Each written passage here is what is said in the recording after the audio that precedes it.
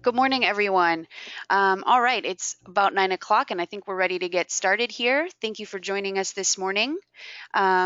My name is Sarah. I'm a marketing manager here at SnapStream, and I am joined by Brian Weissman, who's going to be doing our presentation and demo this morning.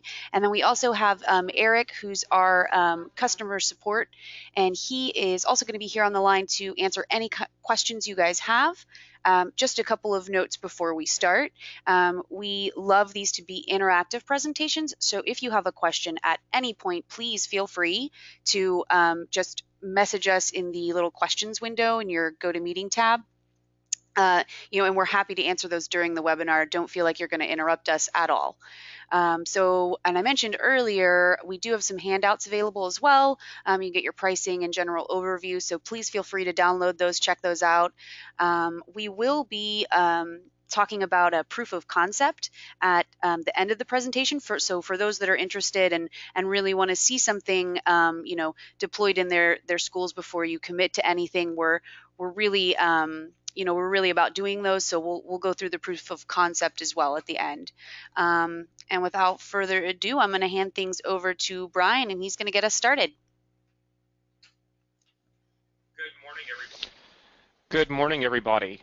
Thank you for joining today. Very excited to have everybody here and to learn a little bit more about SnapStream Edu for those of you who it's your first time, and to maybe get some additional questions answered for those that are a bit more familiar with the product. I am the EDU account manager with SnapStream. We are a team of about 30 people based in Houston, Texas, with a few folks scattered in remote areas around the country.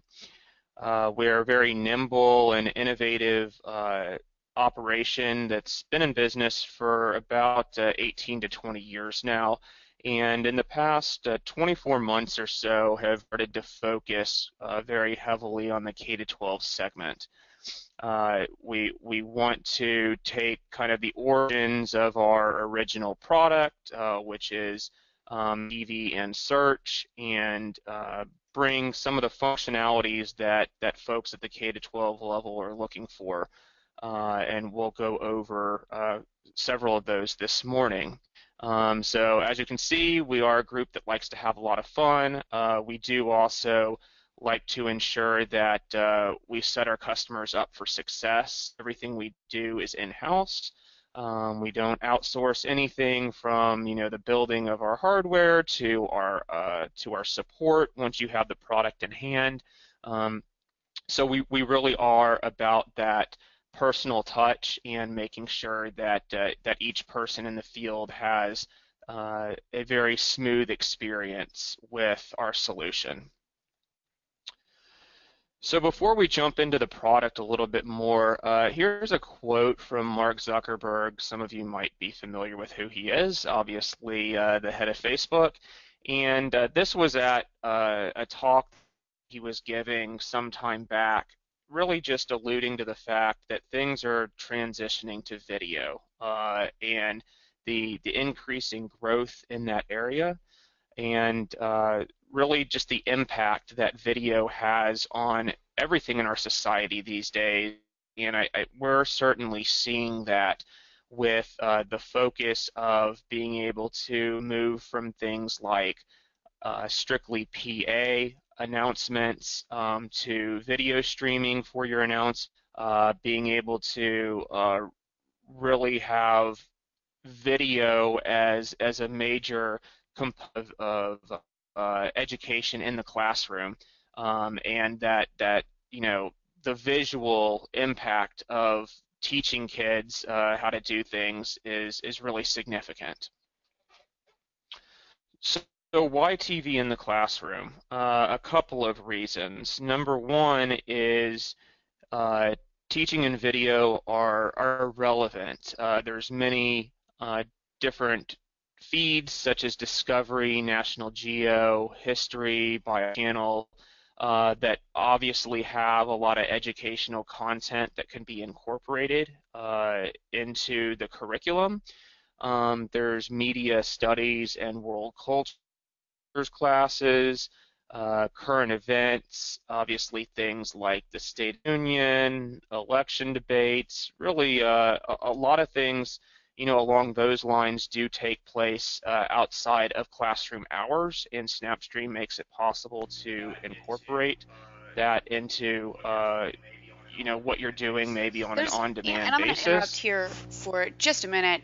We actually have a really interesting use case here in Houston at St. John's School, where Jeff Ritter is the CTO there, and they actually use it in every department, which is really cool. So, like Brian was saying, foreign languages, they have a French class, and so one of their assignments is to watch the French news.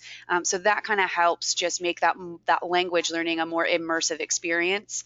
And then, of course, for history, any of the the political events, the speeches, all of the campaigning that goes on is all assigned as well, all through SnapStream. So it's just an interesting use case in a way that they used it in every single department in every single classroom.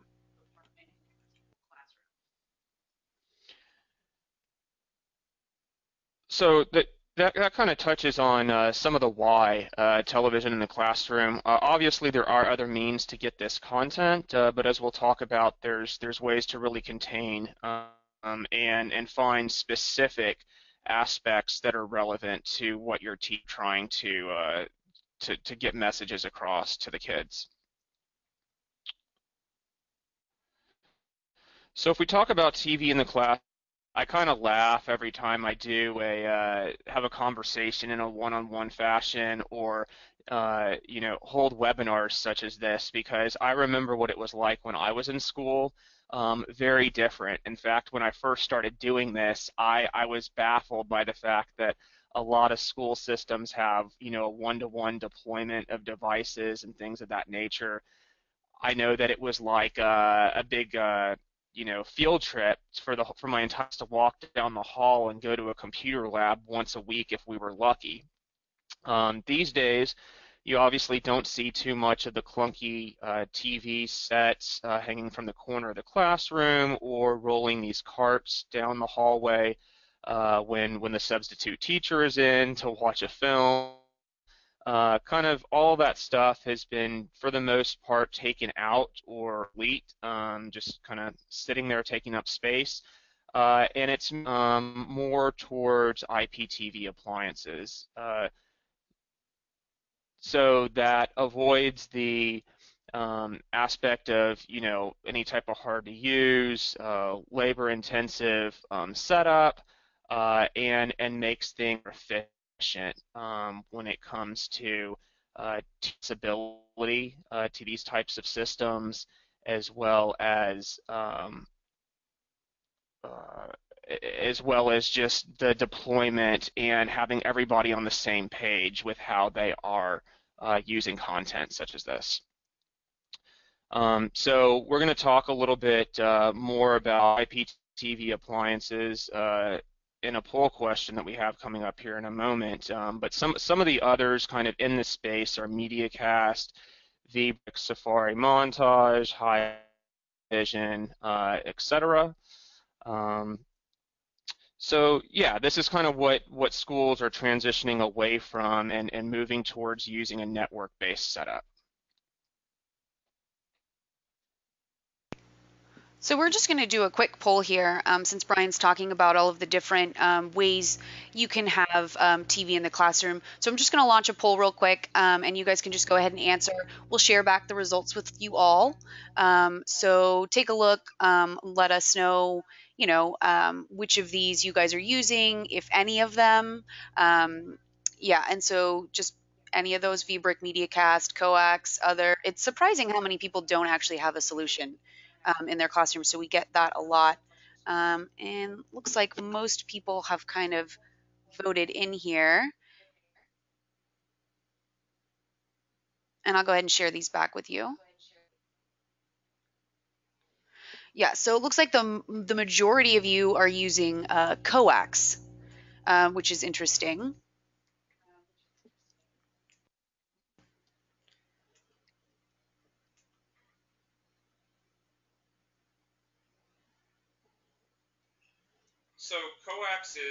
So coax is something that we see a lot. That's kind of that is being migrated away from, obviously, especially with new buildings coming on board. It is costly. It is becoming outdated, and to avoid that, and like I said, get everybody the same seamless deployment. Um, it Something that's more of an IP-based solution, such as SnapStream, could definitely be helpful. So let's take a look at how SnapStream works. Um, Here you can see that there's a number of different types of feeds that can go into SnapCoder. You have a camera for something like morning announcements.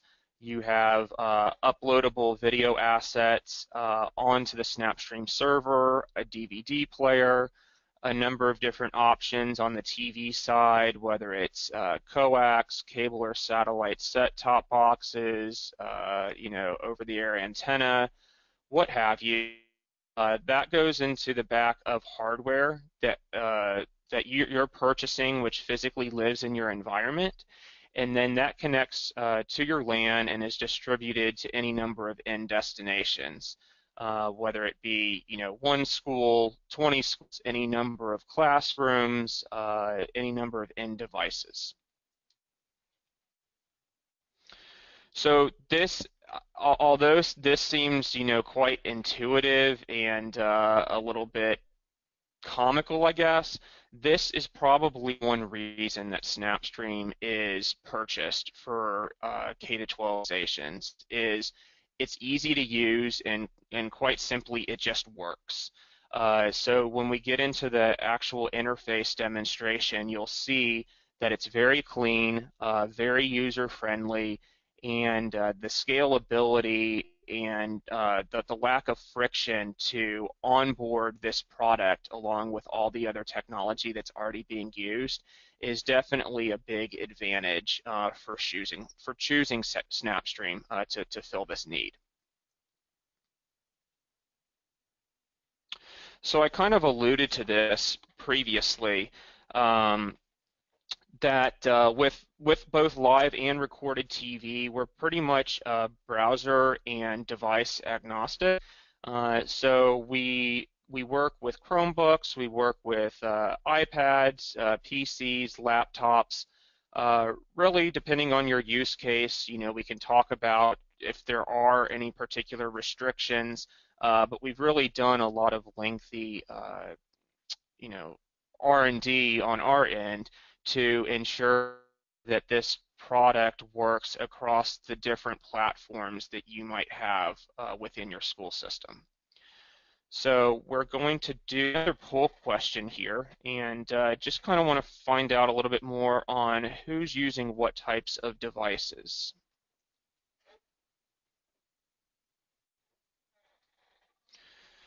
So we have, you just kind of want to get feedback on what types of products would be implemented in correlation with SnapStream. And a couple more seconds here for people to chime in. Looks like we've got a good sampling here, and this is kind of what we tend to see, is pretty much anything and everything. So obviously PCs, some Macs there. We do have Chromebooks are becoming, increasingly visible in schools these days. So that's good. It's pretty much yes and yes. And like I said, there's no issues with SnapStream being able to work with those different devices. So one other thing that SnapStream's capable of is actually extracting particular content, whether it be from your own in-house created content or whether it is broadcast TV feeds, taking particular clips and downloading them into some type of LMS, Google Slides, PowerPoint, Blackboard. This can come in really handy to kind of seamlessly create a handshake between the SnapStream and the other type of portal that a teacher is using for their day-to-day curriculum.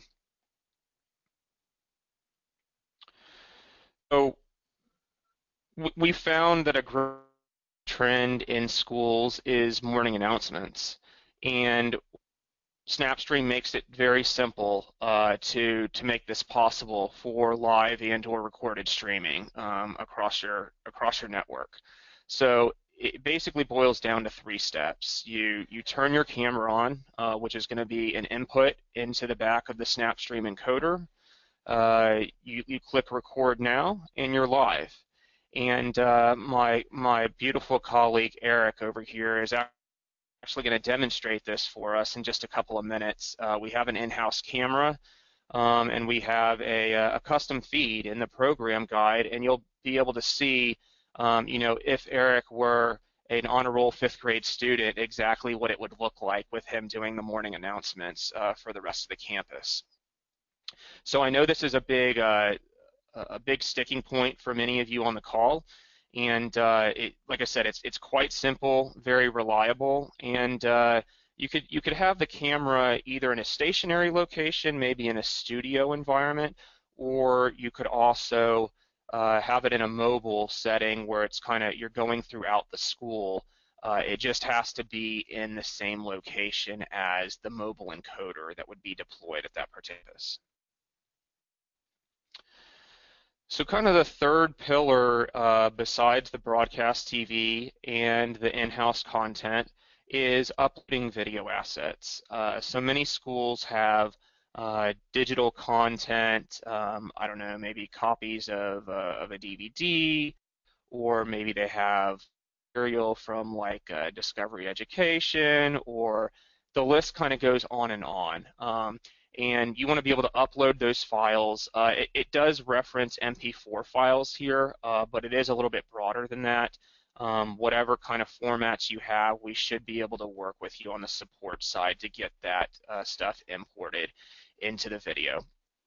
And then in the library, you're able to categorize that into specific folders and play it back on demand as you see fit. Looks like we do have a question that came up here. With morning announcements, how are teachers viewing the live feed? Is it through a computer? That's a great question. So let me table that for just a minute, and hopefully that question will get answered when I get to the actual product demo. And if not, we'll circle back around to it. So we also have an accessory piece to the SnapStream solution, which is the SnapStream TV set-top box. This allows you to extend the SnapStream experience to actual physical TVs. We typically see that in common areas such as an office or conference room. And so these can be attached via HDMI to the back of a TV set. If you want something to be shown in conference room, in the lobby, what have you. These set-top boxes talk back to the centralized server, and you can pull up any type of live or recorded content on that. I'm just going to interrupt here again just a second. We did have a poll we wanted to launch, and we just want to get an idea of what is important to you in these solutions. This just helps us better understand our audience and what it is that's going to be important to you in a solution, so what we can provide, what we can help you with. And you can select one or more of these. It doesn't matter, any of them.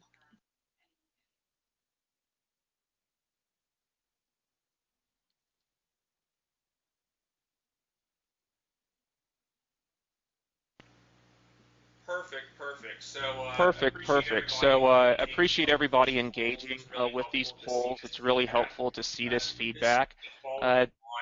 This certainly falls in line with what we've kind of thought internally. So looks like quite a bit on the broadcast TV side. Almost everybody has an interest in the morning announcements piece, and then quite a bit of in-house content, and maybe some DVD playout as well. So finishing up here on the presentation side of things, this is kind of a visual of what the SnapStream set-top box looks like. It does have a slightly different interface than what the UI is for the main Snap form, but you're able to pick from any of the live feeds or anything in a particular folder in your library. So very easy to navigate on this side as well. This appliance runs at $199, by the way. And we do have another question that came in. So someone asked, with uploading videos, how does this reflect copyright? Brian, is that something you can touch on real quick? Sure. So, to preface, I'm not a legal expert on stuff when it comes to copyright, but in general, this is the content that you're uploading is, you have to do your own due diligence. But so long as you have rights to that content, then you should be pretty much in the clear. We do get this copyright question every time I under an even more kind of heightened sense of awareness, especially in the education market. Uh, Kind of the best way to answer that is number one, most content falls under fair use, and given that it is an education organization, it's even kind of a looser set of guidelines typically in terms of what you have access to. Now, with that said, if you're uploading something that has specifically, that specifically you have a restricted license on, you're going to have to use your own logic in terms of, how that is deployed. But for the most part, we do not see any issues with this. So I hope that kind of clears up the question a little bit. So seeing is believing. So this maybe starts to give a little bit of an illustration of how it's going to work. So the physical hardware resides in this room, and it aside from maybe having a mobile editor that's at the campus level, and then from that server, it's going to push out the feed to your device at the campus level. So whether laptop or desktop or what have you. So the most popular setup that we find is teachers pulling content up onto their device, whether it's a PC or laptop, which is a lot of times connected to a projector, and then that is consumed on the out to the classroom. Although it can also be consumed on individual one-to-one devices that students might have. So you're pulling it up on a device in your classroom, and you're good to go. So we'll get back to this in just a second, but we're going to go ahead and jump over to the actual product demo.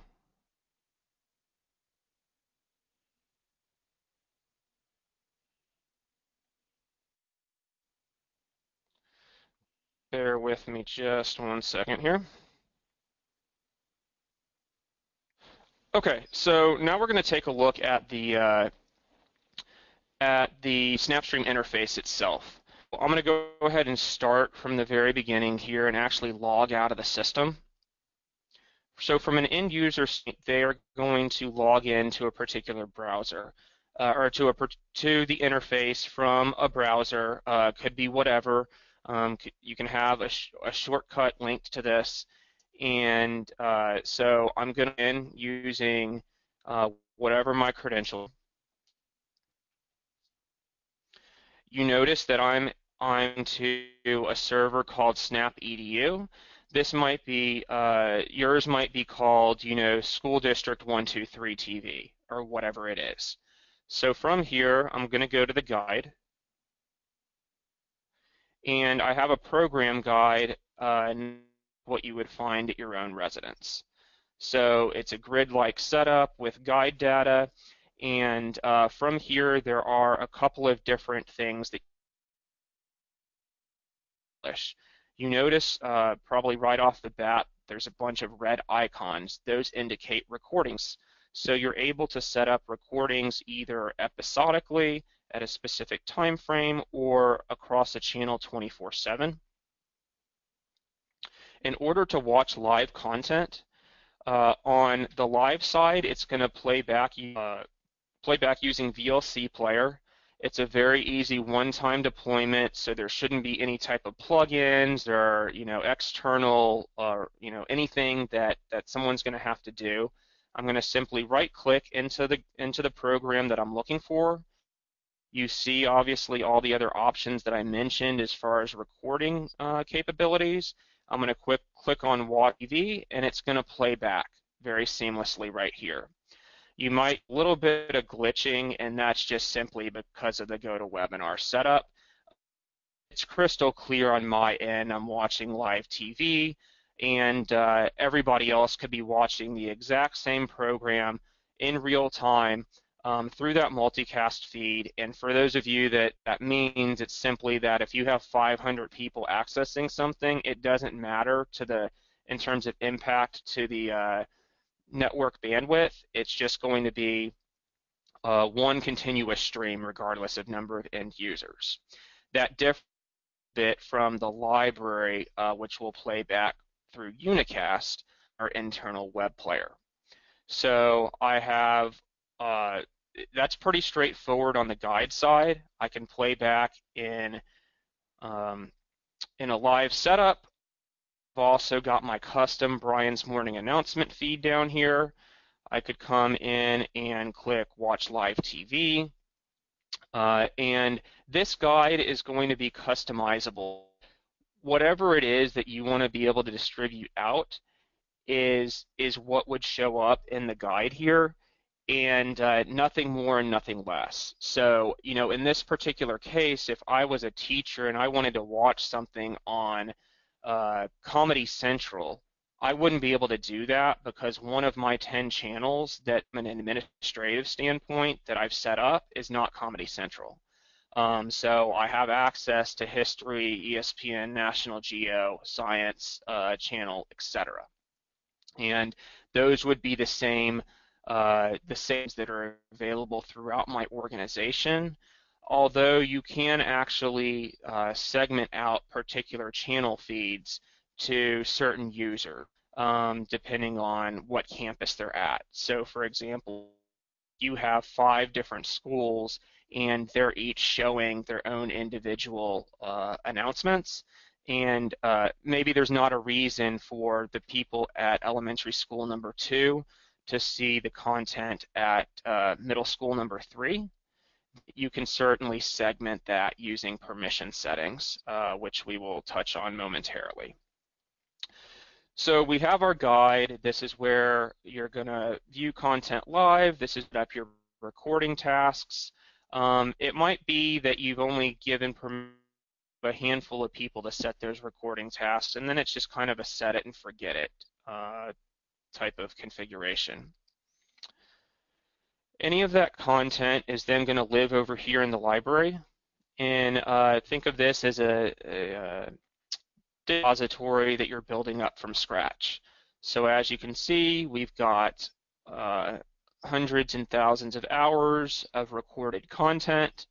I can do a couple of things. I can come into this How the Universe Works program, which aired a couple of hours ago, and watch this being played back on demand in a DVR-like fashion. So it's going to give me the whole hour-long show.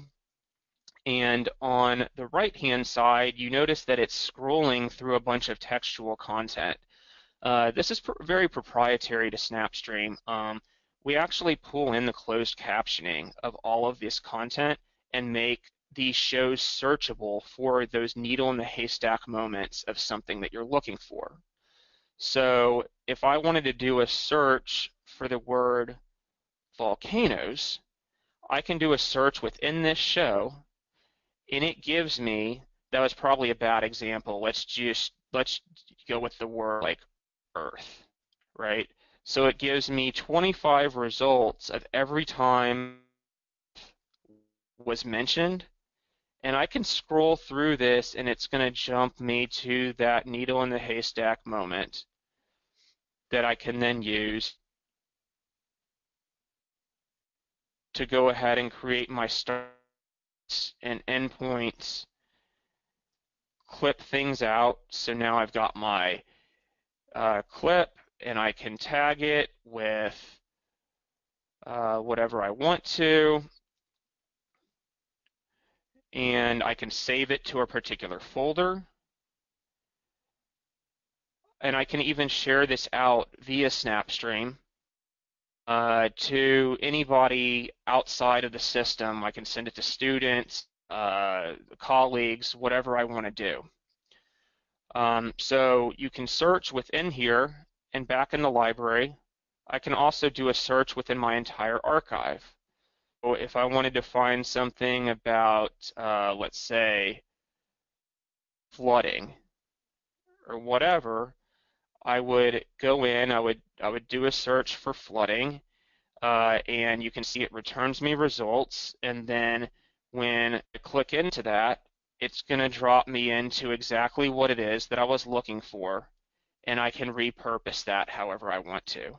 I could take a screenshot, I could clip stuff out, I could download the actual transcript, I could download the video file. So this comes in really handy to think about if there's a program that's an hour long and you have limited instructional time, you can find a 90-second clip very easily and incorporate that into your lesson plans. I'm going to interrupt here just a second. We've had quite a few questions come in, so I just want to make sure that we're addressing all of these. We had somebody ask about a limit to saving. So do you want to, I know that we'll probably get to that later on, but I don't know if you wanted to address that momentarily, Brian. Sure.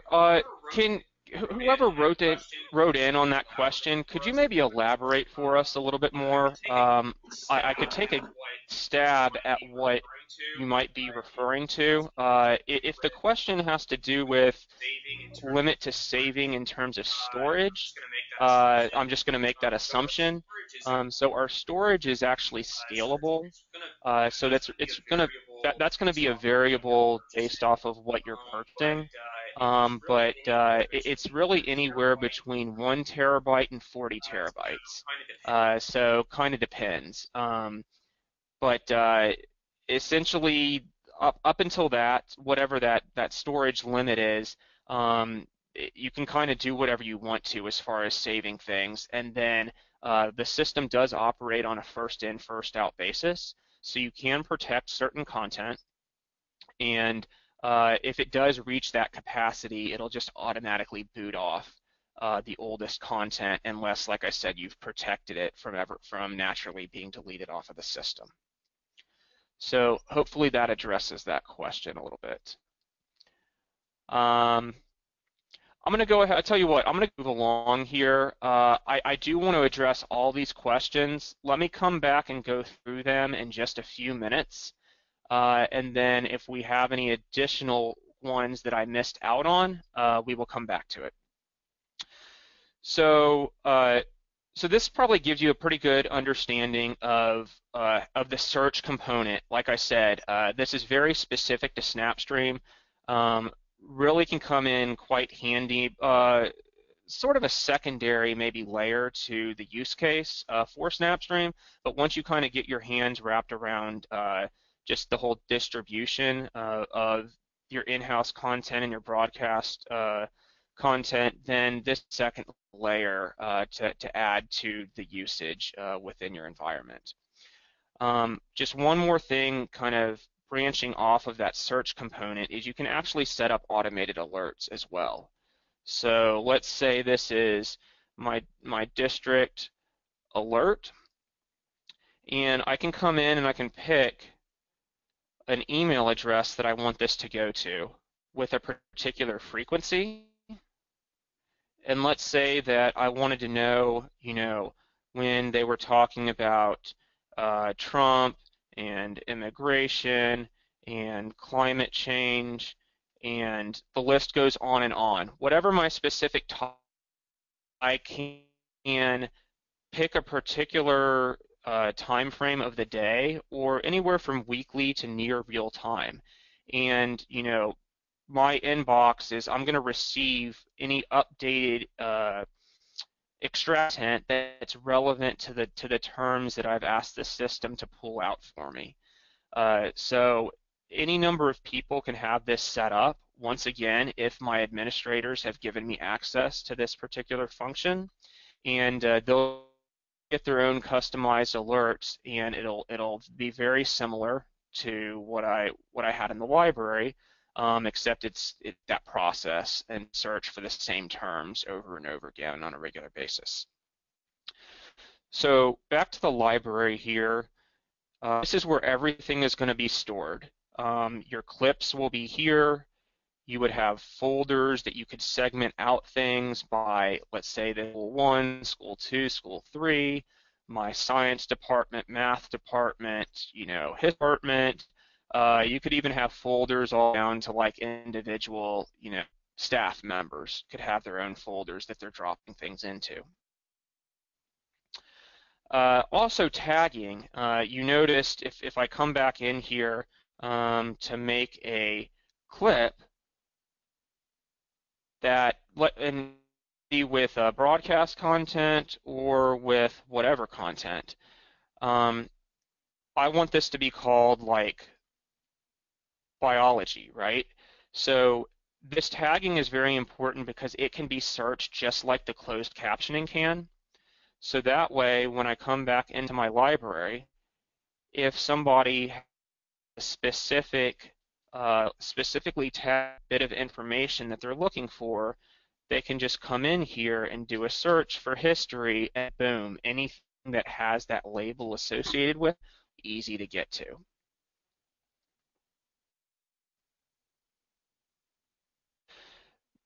This intuitively is also where you're going to upload any external video assets. So you would upload this into the system, once again, be able to save it to a particular folder destination, and that would be stored here along with any of the content that's being streamed in from a camera or from satellite set-top box, etc. A couple more things before I jump into the questions. In the admin section, and this is going to be really important for people on the technology side and for administrative purposes, call to action here is security. So under the security setting, we do have seamless integration with Active Directory. You'll notice here in the configuration section that you can set up whatever you already have in place. And then your end users would just continue to use their same login credentials that they might have for other firms. With that setup, you can also structure a number of subgroups, such as my administrators group or my live TV viewers, etc. So if I click into my administrators,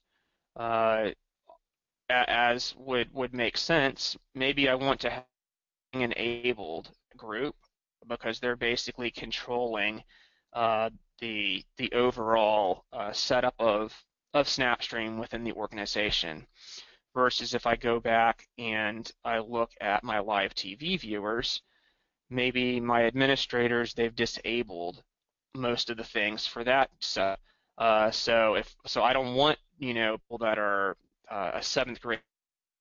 I don't want them to be able to do recordings. I don't want them to be able to do clips. Whatever the case might, I can turn this on. I can turn it off very easily, and that can be crossed over with your Active Directory groups as well. So you kind of what that looks like. I have a comprehensive, view of my interface here as an administrator. If I log out and log back in,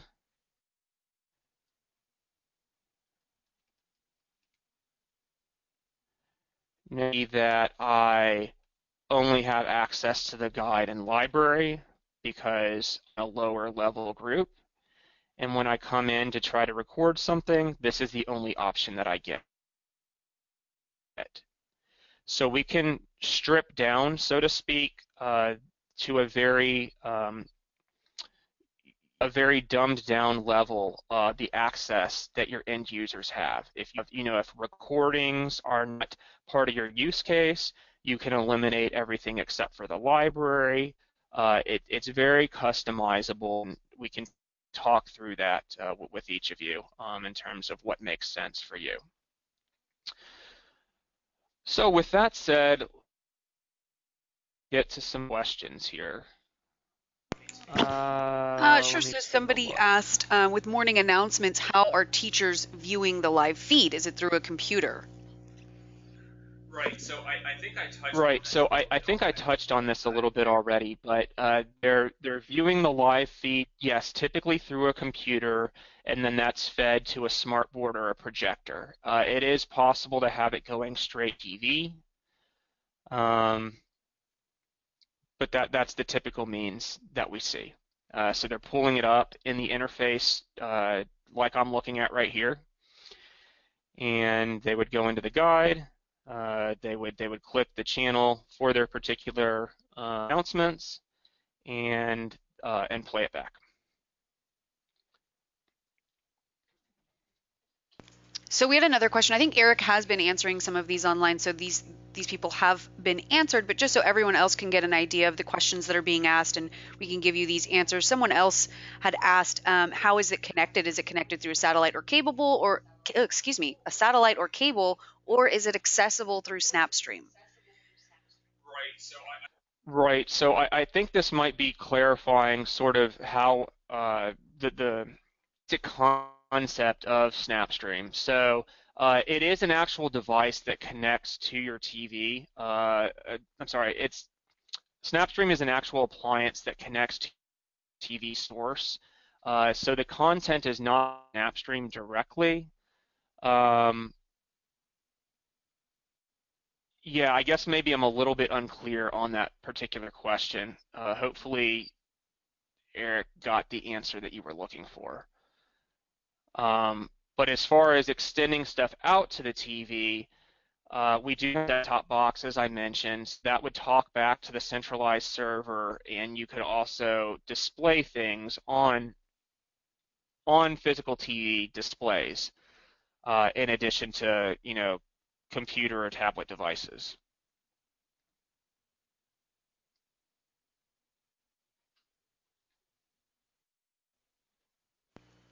There was also another question here about, which I think kind of you touched on, about with the set-top box. So the ability to, somebody asked if you have a device for connecting to a TV screen with no computer available, which is exactly what that set-top box is. So if any of this is unclear, if we're not answering these to your full understanding, we're more than happy to go back through any of this with any of you one-on-one as well.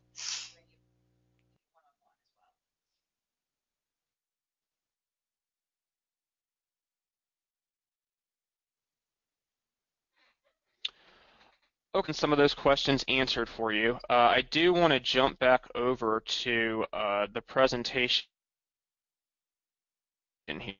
here for a second. And as we mentioned previously, we're really big on proof of concepts. We want to make sure that this is the right fit for you at your school or district-wide setup. Our proof of concepts are very simple. It involves getting some necessary technical information and understanding your use case a little bit better. We then go ahead and get the proper equipment ordered. We work with you a lot of times to either do it remotely, or depending on what it involves, we will actually send out one of our experienced technicians on site. We will do the installation, everything set up and running on all cylinders, and let you test it out for about 45 to 60 days. So I strongly would encourage you guys to consider this. I'm going to go ahead and click on this link here. We'll go ahead and take a look at this. It shouldn't take too much time, maybe 3 to 5 minutes to fill this out. If you do have any sort of interest, please fill this out and send it back to me just so I've got some information on hand for each of you. And we can talk further one-on-one about exactly what makes the most sense for you. So that would be the next step. I'm also happy to have conversations one-on-one to address any more specific questions, to demo the product for others within your department that you also that might be interested in seeing what SnapStream has to offer.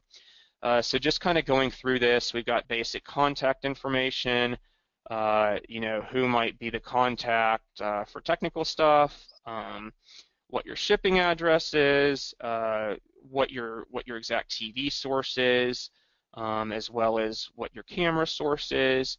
So pretty straightforward information. If we do have any additional questions, we can follow up with you on that.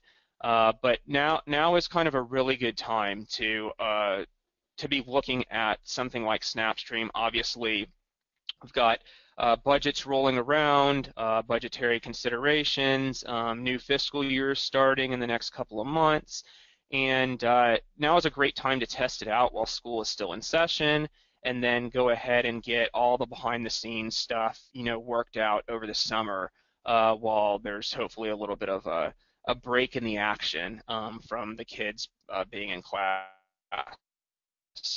So we're going to hang around for a little bit longer.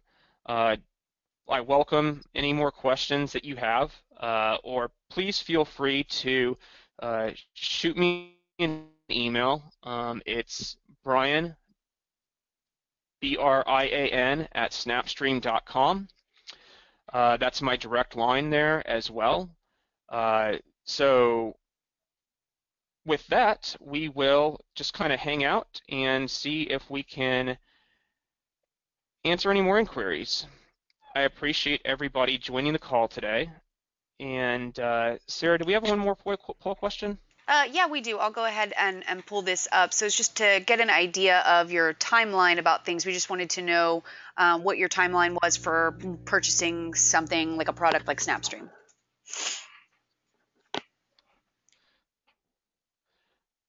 We are not going to display these results, by the way. So yeah, just confidentially, just trying to kind of get an idea of where everybody's at with this project. So there's a question here about basically having a recording station set up in a library as well as a mobile solution. So this can be done recorded or live. It's a great question. So we have a very flexible mobile encoder. It's about the size of a set-top box, and that can actually be, wheeled around the campus to be at. The only restriction, so to speak, is that the camera needs to be wherever the set-top or wherever the encoder is located. But no, it does not. For those looking at doing announcements or student-produced content of whatever sort, it does not necessarily have to be in a stationary location. So that's a great question. That's actually why we've, been developing recently an encoder that's a little bit less clunky than the rackable, the 2U rack mountable encoders that are used in the central.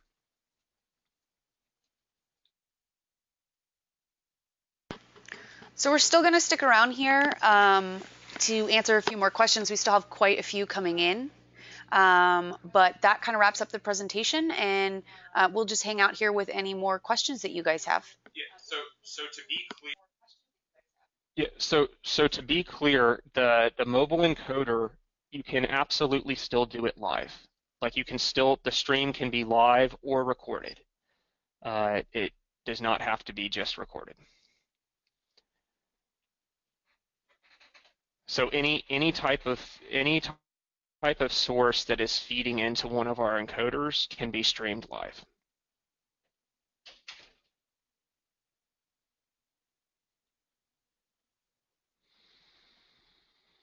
we do often see that people record those for if not 100% of folks can actually play back,